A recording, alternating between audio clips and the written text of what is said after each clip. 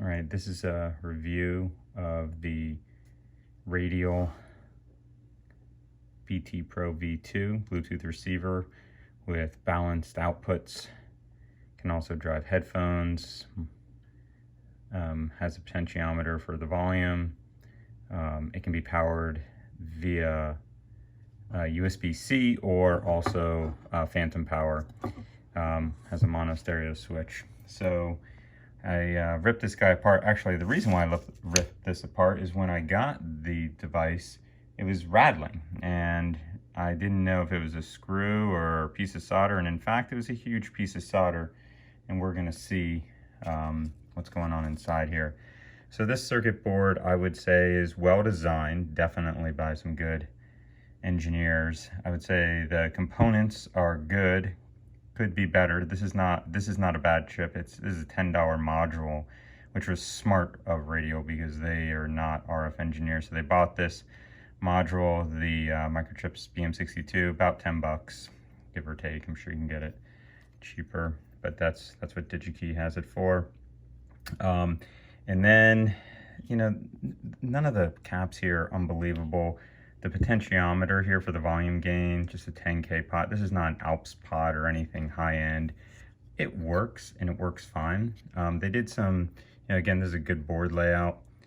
Some smart engineers here. They're just using these off-the-shelf TI op amps that are low noise, and these are great 2314s, and you need a couple of those. There's differential outputs, which is great.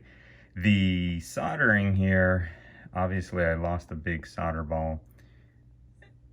You know, it's not bad, but it's not, for spending $260 on this, I'd expect maybe a little bit better. Let's see if we can get a better shot through here. It's okay.